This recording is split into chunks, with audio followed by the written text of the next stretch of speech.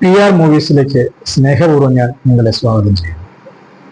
ഇന്ന് social media താരമായിട്ടുള്ള Renu Sudhi, അവരാണിപ്പോൾ സമൂഹ മാധ്യമങ്ങളിൽ വൈറലായി മാറിയിട്ടുള്ള ഒരു താരം.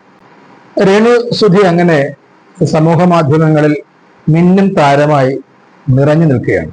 ബിഗ് ബോസ് താരം എന്ന രീതിയിലാണ് ഡോക്ടർ രജിത് കുമാർ അറിയപ്പെടുന്നത്. അദ്ദേഹം അതിനു മുമ്പ് വളരെ കേരളത്തിൽ അറിയപ്പെടുന്ന ഒരു അധ്യാപകനായിരുന്നു. പണ്ഡിതനായ, വളരെയേറെ വിജ്ഞാനപ്രദമായ കാര്യങ്ങളെക്കുറിച്ച് മോട്ടിവേഷൻ സ്പീച്ചൊക്കെ നടത്തുന്ന അസാമാന്യമായ ഒരു പ്രതിഭയായിട്ടുള്ള വളരെ നല്ലൊരു മനുഷ്യനാണ്. എൻ്റെ ഒരു സുഹൃത്തു കൂടിയാണ്. കഴിഞ്ഞ ദിവസം ഇദ്ദേഹത്തിന്റെ കാറിന്റെ മുന്നിൽ രേണുവിനെയും രേണുവിന്റെ കൂടെയുള്ള പെൺകുട്ടിയെയും ഒരു സീറ്റിലിരുത്തിക്കൊണ്ട് സീറ്റ് ബെൽറ്റ് ഇട്ട് ഒരു യാത്ര നടത്തിയിരിക്കുന്നു.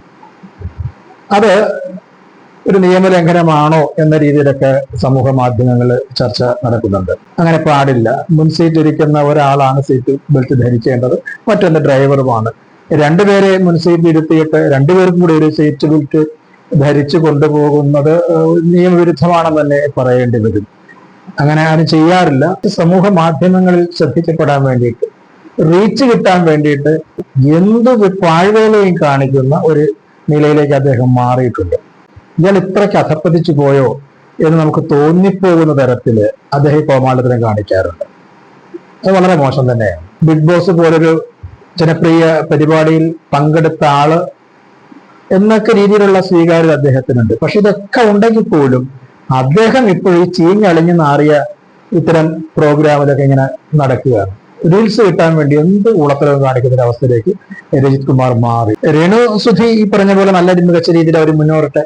പക്ഷെ അവർ ഇതൊക്കെ ചെയ്യുമ്പോൾ തന്നെ വല്ലാതെ സോഷ്യൽ മീഡിയ അവരെ വല്ലാതെ ഇൻസൾട്ട് ചെയ്യുന്നു, അവരെ വല്ലാതെ വിഷമിപ്പിക്കുന്ന വലിയ സൈബർ ആക്രമണം അവർ നേരിടുന്നുണ്ട്. ജാതീയമായ ആക്ഷേപങ്ങൾ അവർ നേരിടുന്നുണ്ട്.